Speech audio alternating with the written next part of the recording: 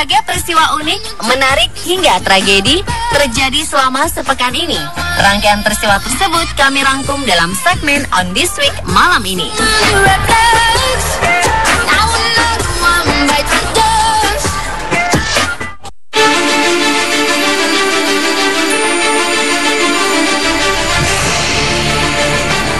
Sebuah berita menyebar di sosial media Cina yang berisi praktek culas pedagang restoran yang menjual udangnya seharga 38 yuan per ekornya atau setara dengan Rp80.000.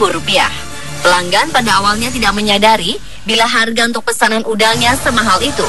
Pria bernama Ju baru terkejut saat tagihan datang dengan jumlah nominal 2.700 yuan atau setara dengan 5,8 juta rupiah untuk total bon makanannya. Ju beserta keluarga memang memesan hidangan udang laut dengan jumlah 40 ekor udang goreng. Tanpa kecurigaan, Ju yang hendak membayar dikejutkan dengan tagihan mencapai 1.520 yuan hanya untuk udangnya saja. Ju emosi langsung menunjuk pemilik restoran Shadleaf Seafood and Barbecue Home Cooked Dishes untuk penjelasan. Pemilik resto berkilah bila harga yang mahal karena udang tersebut sangat segar dan baru saja ditangkap dari laut. Konflik yang sampai memanggil pihak kepolisian ini berakhir dengan kewajiban Ju yang berujung pembayaran 2.000 yuan, setara dengan 4,3 juta rupiah sebagai pembayaran tagihan makanannya. Insiden ini menjadi kehebohan di media sosial Cina, Weibo. Netizen menilai pihak restoran merupakan orang yang mata duitan dan jelas, serta tidak adanya otoritas lokal yang mengawasi harga makanan. Para netizen menyarankan lain waktu jika ingin makan di daerah Qingdao, sebaiknya tanya terlebih dahulu harganya, berapa harga nasi per butirnya atau mie per satunya.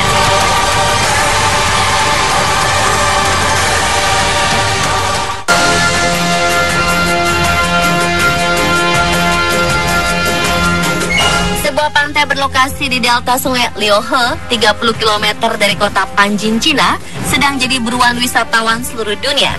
Setiap triwulan keempat, area air payau mendadak diselimuti warna merah darah. Warna merah menyala tersebut ternyata dipicu suaida salsa yang banyak di Panjin.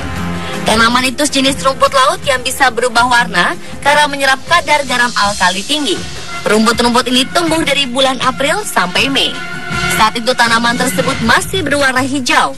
Baru ketika memasuki musim gugur seperti sekarang, warnanya berubah, menjadikan seluruh area pantai diselimuti merah yang indah bila dilihat dari udara. Pantai Panjin baru dikenal 5 tahun terakhir, tapi sudah banyak turis ingin melihat fenomena menyaksikan pantai berdarah itu. Hanya saja, mayoritas wilayah Pantai Merah merupakan kawasan konservasi, jadi cuma sebagian kecil saja yang terbuka untuk umum.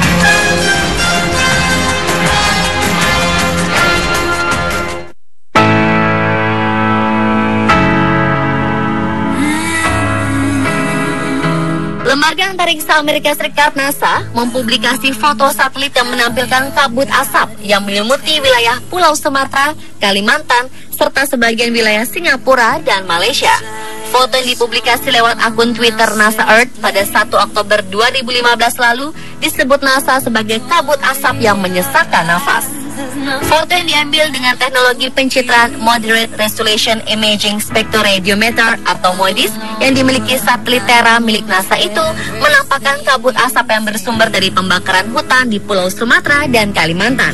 Kabut asap terlihat tertiup angin ke arah utara sehingga turut menyelimuti wilayah Singapura dan Malaysia.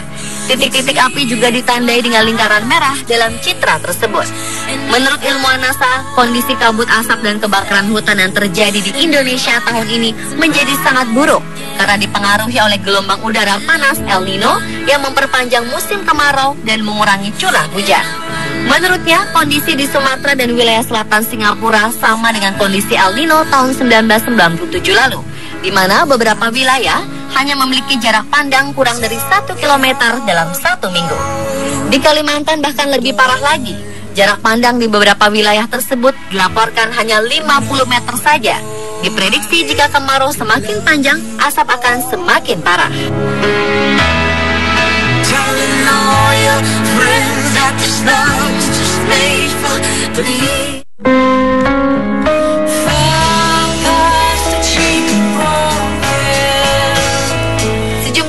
Dari dari sebuah perusahaan Cina dihukum merayap di jalanan lantaran mereka gagal memenuhi target penjualan.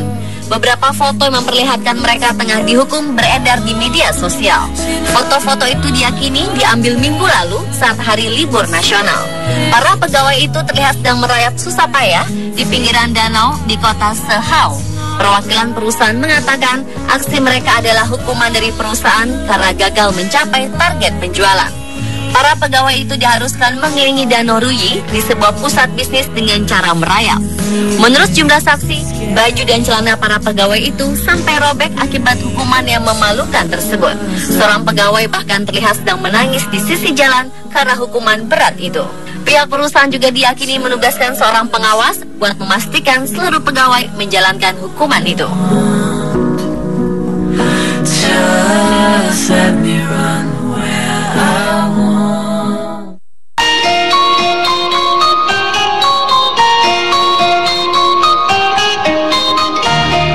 Pesawat maskapai American Airlines terpaksa mendarat darurat di Bandar Udara Syracuse, kota New York, Amerika Serikat pada Senin 5 Oktober pagi waktu setempat. Pilot pesawat itu tiba-tiba meninggal di tengah perjalanan. Untung sang co-pilot sigap mengambil ahli kemudi, kemudian minta bantuan menara kontrol untuk mengarahkan mereka mendarat darurat. Pesawat naas itu dalam perjalanan dari kota Phoenix menuju Boston. Sang pilot Michael Johnson diduga sudah sakit sejak sebelum terbang, tapi belum diungkap detail penyakit apa penyebab kematiannya. Pesawat jenis Airbus 320 itu mendarat mulus di Bandara Syracuse, menyelamatkan nyawa 147 penumpang dan 4 kru, kecuali sang pilot. Bukan kali ini saja pilot pesawat komersial di Amerika Serikat tewas ketika berada di ketinggian ribuan kaki. Sejak 1994, sudah ada 7 pilot yang meninggal saat bertugas.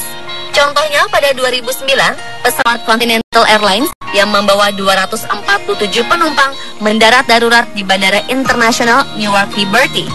Sang pilot yang berusia 60 tahun meninggal akibat serangan jantung.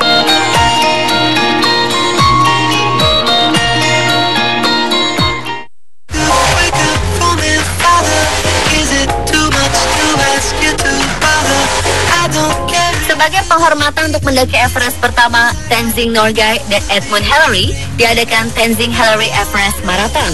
Puluhan atlet pun bersiap di titik start lomba lari sejauh 42 km di distrik Solukhumbu, kaki Gunung Everest, Nepal, 5 Oktober lalu. Tenzing Hillary Everest Marathon ini sebenarnya diadakan pada bulan Mei untuk memperingati penaklukan pertama Everest oleh Tenzing Norgay dan Edmund Hillary. Namun baru bisa dilangsungkan sekarang karena gempa bumi yang mengguncang Nepal pada April lalu. Maraton cukup ekstrim ini menarik minat hingga 54 atlet untuk berpartisipasi. Dalam perlombaan ini, para peserta tak hanya ditantang dengan jauhnya rute, melainkan juga medan terjal dan suhu dingin.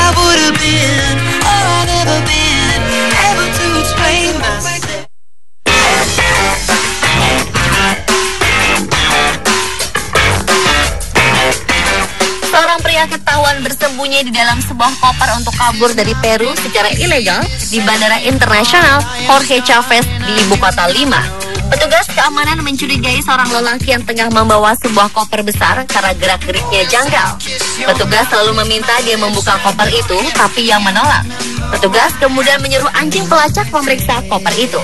Petugas pun membuka koper itu dan muncullah seorang lelaki dari dalam koper. Polisi mengatakan lelaki itu ingin kabur dari Peru. Kini dia sudah dibekuk bersama temannya. Mereka kemudian dibawa ke sebuah ruangan di bandara untuk ditanyai dan diidentifikasi. Polisi belum mempublikasikan nama keduanya. Kejadian itu terekam dalam sebuah video yang disebar di media sosial.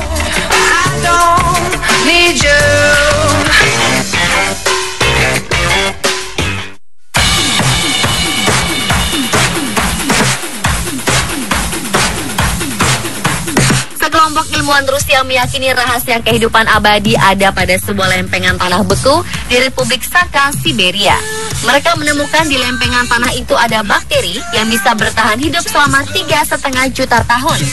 Seorang di antara ilmuwan itu bahkan sudah menyuntikkan bakteri yang ditemukan pada 2009 itu ke dalam tubuhnya. Anatoly Brochkov, Kepala Departemen Geokriologi di Universitas Moskow, adalah orang di balik temuan mengagetkan itu. 2 tahun lalu, dia merelakan dirinya menjadikan kelinci percobaan untuk disuntik dengan bakteri berusia 3,5 juta tahun. Sebelumnya, percobaan itu sudah berhasil pada sel tikus dan darah manusia. Dia mengaku makin sehat dan energik sejak penyuntikan itu.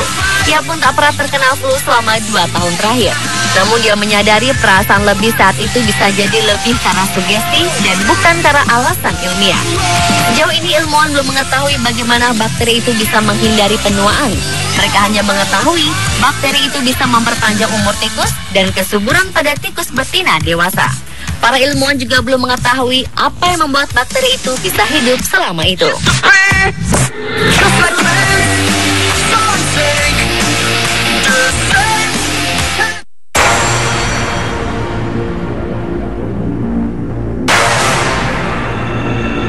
Seorang gelandangan perempuan yang duduk selama 7 jam di restoran cepat saji Hong Kong ternyata diketahui sudah meninggal.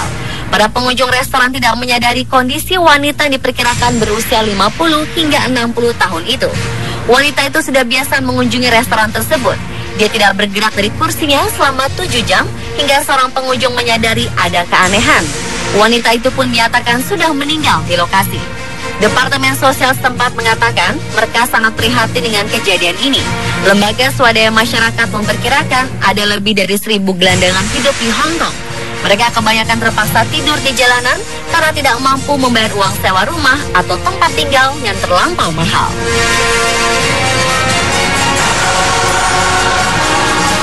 Pemirsa, itulah On This Week versi On The Spot.